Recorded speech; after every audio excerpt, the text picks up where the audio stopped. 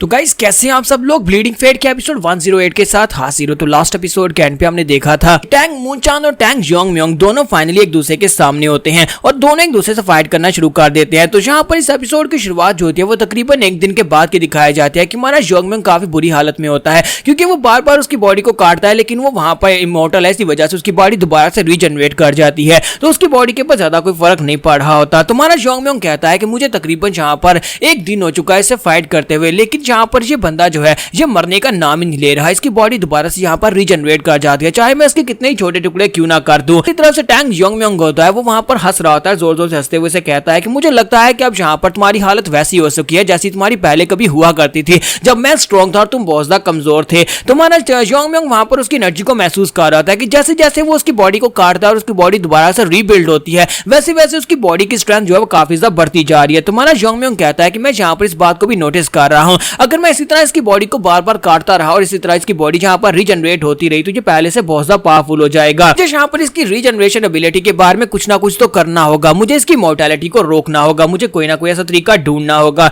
और इसी के साथ ही टैंग योंगम्योंग को दिखाता है कि टैंग योंगम्योंग उसे कहता है कि तुम यहाँ पर क्या करोगे, चाहे तुम यहाँ पर कितनी बार क्यों ना मेरी बॉडी को काट लो, मैं दोबारा से रीजनरेट कर ही जाऊंगा। यानी कि तुम मुझे मार नहीं सकते, कि एक ऐसे ओपोनेंट के खिलाफ जिसे तुम मार नहीं सकते, तुम यहाँ पर मेरा क्या ही उखाड़ लोगे। और अभी तो यहाँ पर ये फाइट शुरू हुई है, तुम्हारी एनर्जी यहाँ पर खत्म हो जाएगी लेकिन मेरी एनर्जी खत्म नहीं होने वाली। और जब वो उसे पंच मारता है तुम्हारा योंगम्योंग वहां पर उसके सामने नहीं होता, वो गायब हो चुका होता है। तो वो कहता है कि वो कहां पर चला गया, तो वो ऊपर की तरफ देखता है। तुम्हारा योंगम्योंग ऊपर जाने के बाद माई रेड सीवन स्वर्ड ड्रॉ टेक्निक को यूज करते हुए उसके ऊपर बहुत सारी एनर्जी की तलवारें फेंकता है। तो वो सारी की सारी एनर्जी की तलवारें एक साथ उसकी बॉडी के ऊपर आकर गिरती हैं। तुम्हारा योंगम्योंग रिजल्ट देखने के लिए खड़ा होता है कि अब इसका रिजल्ट क्या निकलेगा। तो वो नीचे देखता है तो वहां पर टैंग योंगम्योंग की बॉडी के ऊपर बड़े बड़े होल हो चुके होते हैं, जहां तक उसके चेहरे उसकी पूरी बॉडी के ऊपर वहां पर होल होते हैं। लेकिन इसके बावजूद टैंग योंगम्योंग वहां पर जोर जोर से हंस रहा होता है और कहता है कि अभी ये खत्म नहीं हुआ, क्या तुम यहाँ पर मेरी बॉडी को और ज्यादा छोटे टुकड़ों में काटना चाहोगे। और साथ ही वो अपना बाजू काटता है, यानी किसी के साथ टैंग योंगम्योंग का बाजू जो होता है उसके अंदर भी होल होता है। तो वो बाजू को खींचकर अपनी बॉडी से अलग कर लेता है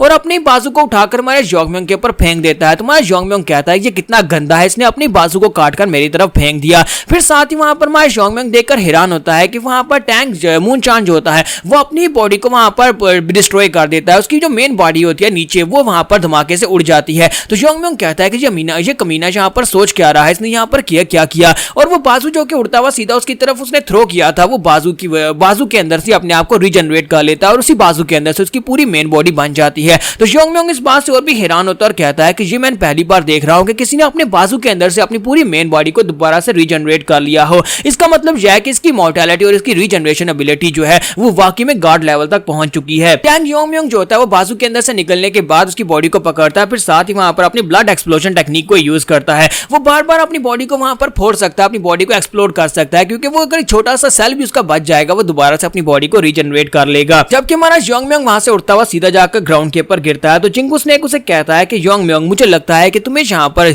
से निकलना होगा, तुम यहाँ पर इससे फाइट को नहीं जीत पाओगे, तुम्हें यहाँ पर से रिट्रीट करना होगा। साथ ही वो सोच रहा था कि मैं यहाँ पर अपनी पहली सारी की सारी पॉइजनस एनर्जी इसको दे चुका हूँ, अब मेरे पास बहुत ही कम पॉइजनस एनर्जी बची है, मैं इसको और ज्यादा रिप्लेनिश नहीं कर पाऊंगा। और इसी के साथ ही दिखाता है कि टैंग मूनचान फिर से उसके सामने आकर खड़ा हो जाता है और उसे कहता है कि मैं यहाँ पर अभी इस बॉडी को यूज करना सीख रहा हूँ और मुझे अभी तक यहाँ पर इस बॉडी के फुल फंक्शंस के बारे में नहीं पता चला, लेकिन अब फिलहाल के लिए तुम्हारी हालत बिल्कुल वैसी है जैसी बचपन में हुआ करती थी। अब तुम मेरे सामने घिरे पड़े हो और मैं यहाँ पर तुम्हारे सामने खड़ा हूँ। जबकि हमारा योंगम्योंग जो था उसकी बातें सुन रहा था, वो उसे कहता है कि तुम यहाँ पर अब क्या ही कर लोगे, तुम राइटियस हिमालय अलायंस के लीडर बन चुके हो, लेकिन तुमने यहाँ पर डीमन लीडर को यानी कल्ट लीडर को तो मार दिया, लेकिन कल्ट लीडर के मरने के बाद अब यहाँ पर उसके बेटे का क्या करोगे। हीवन ब्रिलियंस लॉर्ड हुआ वो सेंट्रल प्लेन की तरफ आगे बढ़ा है, जबकि दूसरी तरफ मैं यहाँ पर हूँ। तुम यहाँ पर ना तो मुझे हरा सकते हो ना ही तुम यहाँ पर हीवन ब्रिलियंस लॉर्ड को हरा पाओ, अगर तुम सभी लोग यहाँ पर मरने वाले हो। जिंगू स्नेक फिर से हमारे योंगम्योंग से कहता है कि तुम्हें यहाँ पर से निकलना होगा, पहले यहाँ पर से निकल चलते हैं क्योंकि मैं यहाँ पर तुम्हें और ज्यादा एनर्जी नहीं दे सकता।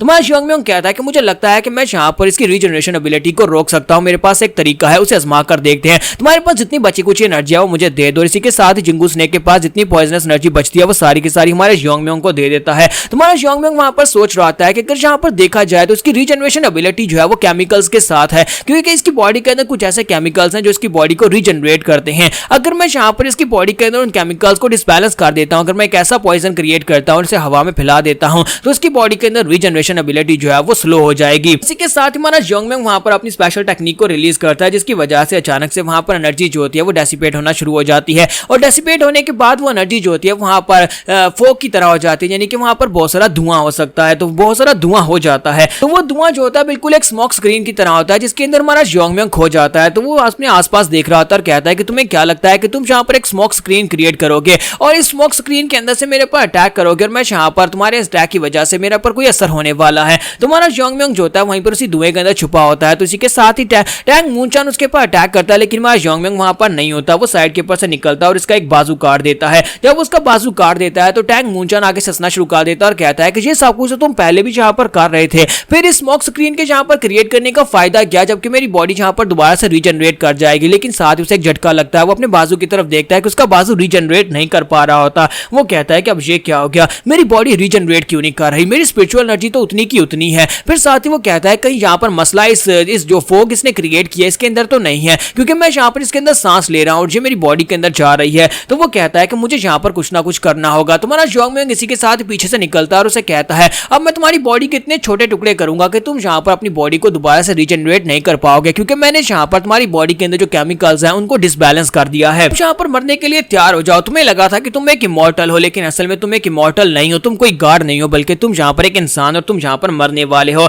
और इसी के साथ हमारा योंगम्योंग जो होता है उसकी बॉडी के ऊपर कट्स लगाना स्टार्ट करता है। वो उसकी बॉडी के ऊपर बहुत सारे कट्स लगाता है। उसकी बॉडी अभी भी रीजनरेट कर रही होती है, लेकिन वो बहुत ज्यादा स्लो हो चुकी होती है। तुम्हारा योंगम्योंग कहता है मेरे अटैक्स इसके ऊपर काम कर रहे हैं, मुझे बस इसी तरह इसके ऊपर अटैक करते जाना होगा। लेकिन मूनचान फिर से वहां पर अपनी बॉडी को ब्लड एक्सप्लोजन टेक्निक के साथ फोड़ देता है। वहां पर एक धमाका होता है जिससे हमारा योंगम्योंग पीछे की तरफ गिर जाता है। योंगम्योंग जब पीछे की तरफ गिरता है तो उस धमाके की वजह से फोग भी काफी दूर हट जाती है। तो इस फोग के हटने की वजह से टैंग योंगम्योंग की बॉडी फिर से रीजनरेट करना शुरू कर देती है। तो वो उसे कहता है कि तुम्हें किसने कह दिया कि तुम यहाँ पर मुझे हरा सकते हो, मैं एक इमॉर्टल हूं और मैं यहाँ पर तुम्हें मार कर रहूंगा। मेरे इस एक्सप्लोजन की वजह से आसपास की धुंध यहाँ पर से हट चुकी है। टैंग योंगम्योंग आज मैं तुम्हें यहाँ पर मार डालूंगा। योंगम्योंग उसे कहता है हाँ क्यों नहीं, कोशिश करके देख लो। इसी के साथ हमारा योंगम्योंग उसके ऊपर अटैक करने के लिए आगे बढ़ता है, जबकि दूसरी तरफ दिखाते हैं कि मूनचान भी उसके ऊपर अटैक करने के लिए आगे बढ़ता है। जैसे वो दोनों एक दूसरे की तरफ आगे बढ़े होते हैं, इसी के साथ ही सेंटर में उन्हें कोई और दिखाई देता है। तो कल्ट लीडर जो होता है वो मरा नहीं होता, बल्कि वो फिर से उठकर खड़ा हो जाता है। तो वो दोनों उसकी तरफ देखते हैं और कहते हैं कि ये क्या, अभी तक जिंदा कैसे है, ये मरा नहीं। तो कल्ट लीडर वहां पर खड़े होने के बाद कहता है कि तुम्हें क्या लगा था कि तुम दोनों यहाँ पर मुझे इतनी आसानी से मार सकते हो,